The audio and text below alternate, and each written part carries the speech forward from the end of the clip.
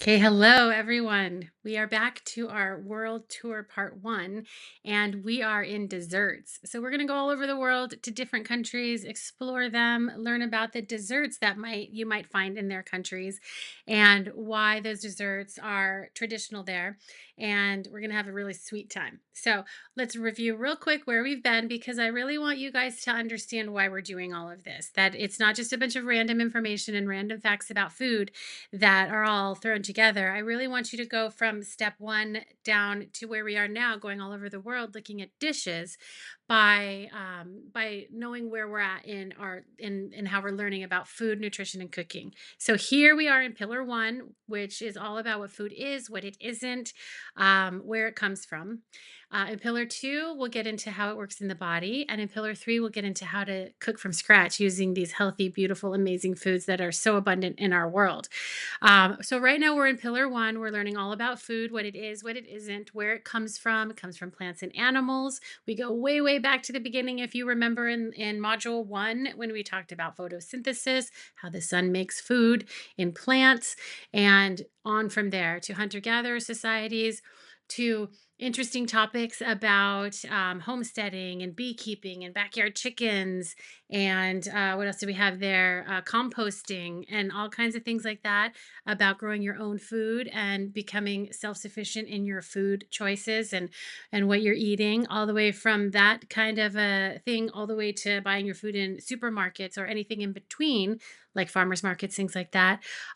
We go all around the world learning what each continent has in terms of plant staple foods, protein staple foods, and dairy staple foods. And we learn about the seasonality and geography, so the weather and the terrain, and why certain foods grow in certain areas of the world, and what's abundant in what areas of the world and why.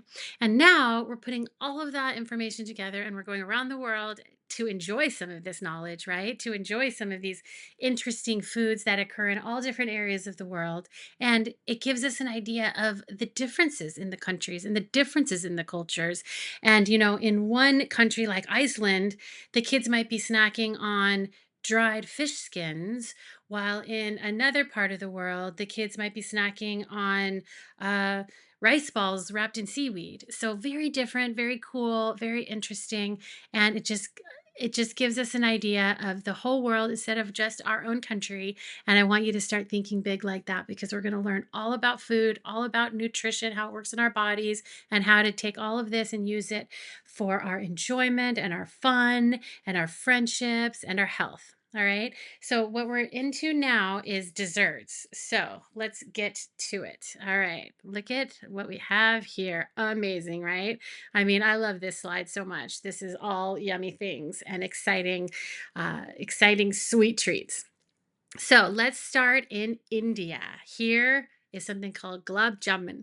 And in one of the other lessons I told you when we were learning about dinners, I told you about chicken tikka masala and how my college roommate her mom would send her home or send her back to the dorms with containers of this amazing Indian food. And one of the things that she would send are these little fried donut desserts called gulab jamun. So these are little like donuts. They're cooked in with milk and soaked in syrup, and it's infused with a special spice called cardamom, which is kind of like a sweet, kind of spicy, kind of sweet. You kind of have to try it to understand what I'm talking about, which we'll do when we get into cooking. But it's called gulab jamun. So this name, it comes from, it means rose. Gulab means rose, and a lot of times some rose water is used in cooking the syrup and making the syrup for these little delicious treats. And jamun is a berry in India, and so these like look like little berries because they're little round balls. They're about that big, and pop them in your mouth, and they're kind of soft, and the syrup like comes out and really amazing. So that's gulab jamun. That's a very traditional dessert in India. So awesome. Thank you, Mrs. Tandon, for all the gulab jamun you sent to us at college over the years. It's wonderful. Let's go south. Let's go down here now. Now I have two countries here, and there's a story behind that. So we have Turkey and Greece, and this dessert is called baklava. baklava.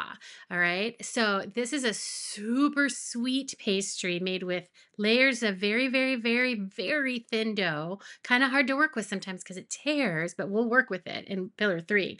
And it's filled with very finely chopped nuts, and it's covered in like a sticky syrup made with honey, and really sweet. These layers of dough and nuts and honey are layered, probably about 10 to 20 different layers. So your piece of baklava may be about this thick, and it's all these beautiful flavors of thin phyllo dough, nuts, honey, and they're just delicious um, little sweet treats. Now, what's fun about this is people in both countries, in Turkey and Greece, they playfully argue about who made it first, right? So that's why I wanted to show you both.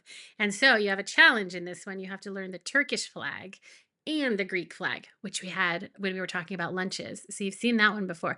I don't think you've seen the Turkish flag yet. So put that one in your mind, and I'm going to quiz you on it later.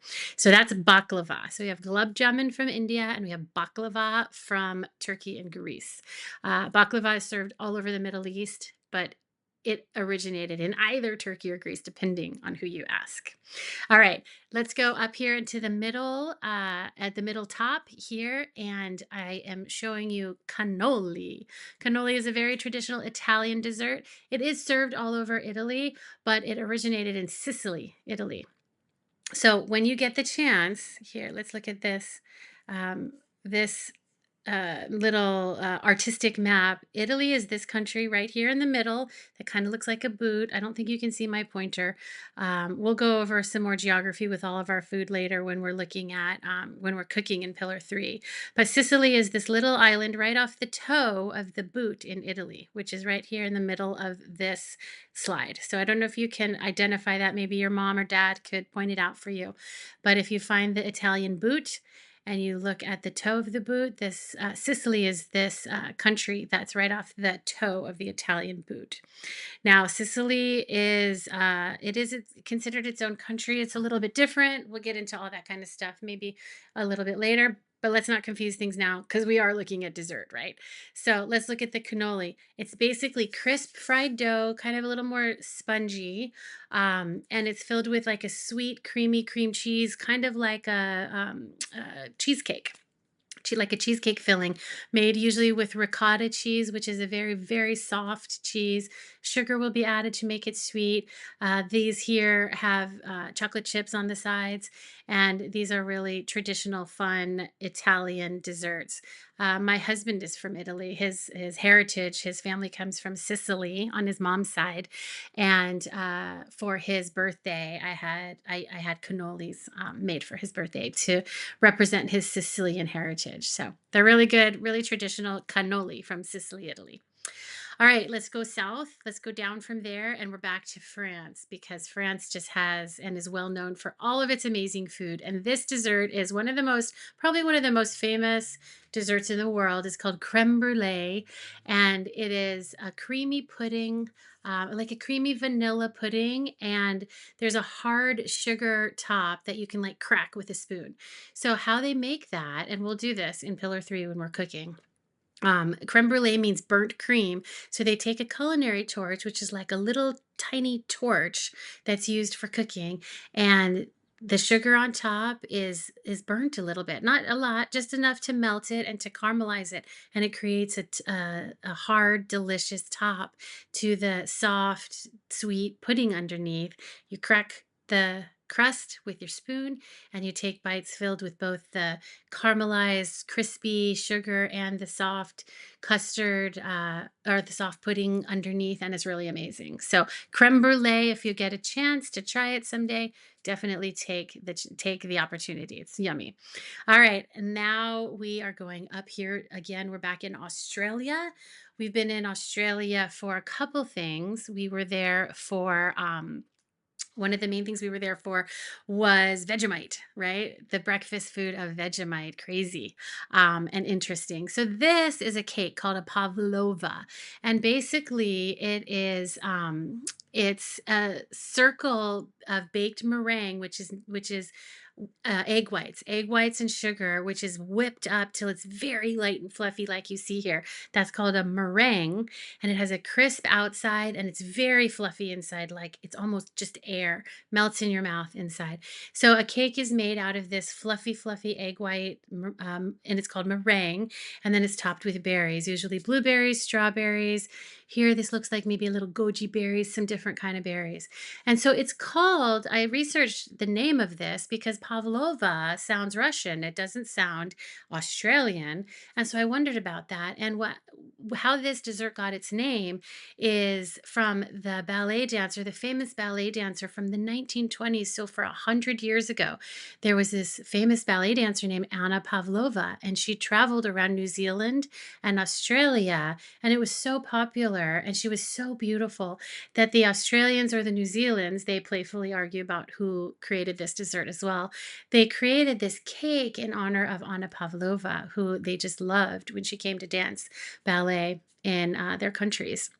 So that's where the name comes from. It's very traditional, nice dessert that you might find in Australia. So finally, we're in Spain. We're going to go south here to Spain.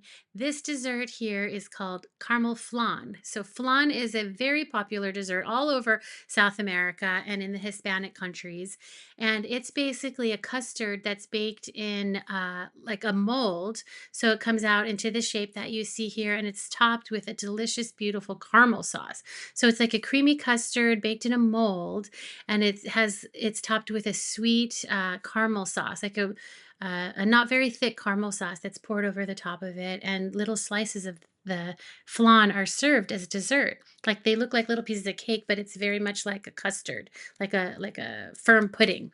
So what flan means is coin disc. And so that's how it got its name because it looks like a coin disc the way that it's molded. So that's our dessert in Spain.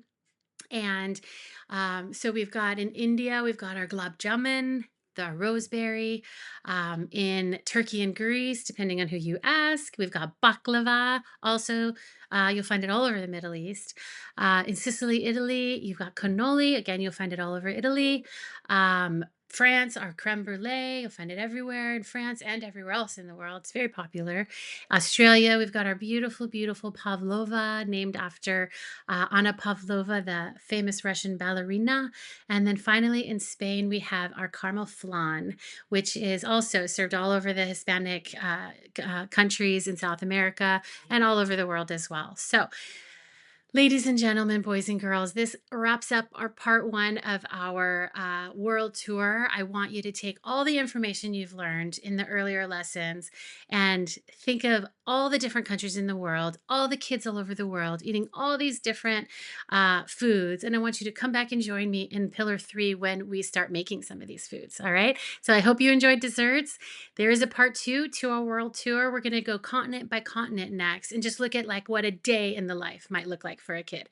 So here we've done it country by country. I want you to remember some of your flags. I want you to go take your quizzes, get your discounts.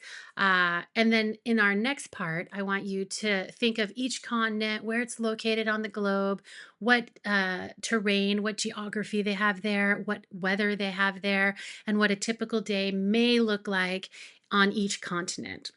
All right, I'll see you over there.